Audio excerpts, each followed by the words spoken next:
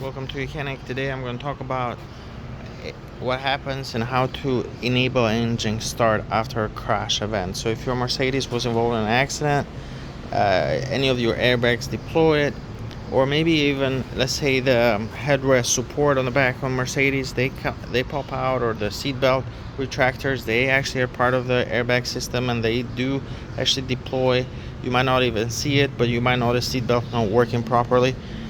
Things like that. You do need to address those, but once you address them, you might notice your engine will still not start. So I'm going to show you how to use the YOUCANIC scanner to enable engine start on Mercedes, where engine start gets disabled after a crash event. Now, this is a pretty common feature on 2015 and newer Mercedes. So before to that, these cars didn't have something like that. But on 2015 and newer Mercedes added that as a safety feature, so that you don't get into a crash. You have fuel leaks over the engine, things like that, and then you try to start the engine just to prevent fires and for safety reasons. So let me show you though how to enable that.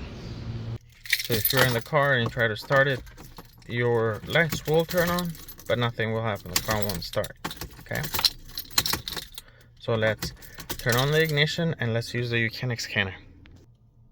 So we have connected our YOUCANIC scanner, and then from the home screen, what you want to do is you want to select your diagnostics and then your make, in this case Mercedes, and then we select the model. Here we have a SL400.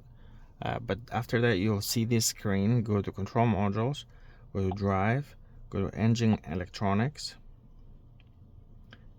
and go to control unit adaptations. And then after that, we want to go to enable engine start after crash event. Press that, and then you see here the engine needs to be off. Of course it doesn't start, but ignition does need to be on, so your dash lights are on. Make sure you have that, and then you press 1 to start the procedure. Then you might be asked to turn off the ignition, so cycle the key off. Then you'll get this error message that switch on the ignition. And then after the procedure is complete, you should see this. The procedure was completed successfully. Press 3 end of or continue to end the procedure, to get out of this menu. So that's it. Now I'm going to show you actually where you would check if engine start is enabled or disabled, and you can check this probably before you to verify if that's what the issue is. That's why your car is not started. So if you come back here, go back to the control modules, control units menu, select it, go to body, go to electronic ignition lock, scroll down to live data, go to status of FBS, you might say FBS3, this case is FBS4 components, and then go to FBS4 component ME. ME stands for motor electronics, so engine control unit. Select that, and then you can see over here start enable for control unit motor electronic is issued. That says yes.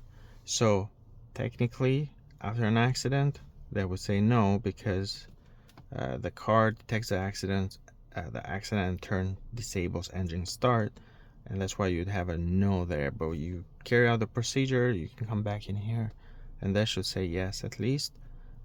So the engine start is enabled. If the car still doesn't start, then it's probably some other issue going on, but at least engine is not disabled because of the accident. So that's how you do that with the YOUCANIC scanner. Thank you for watching YOUCANIC, where you can be the mechanic.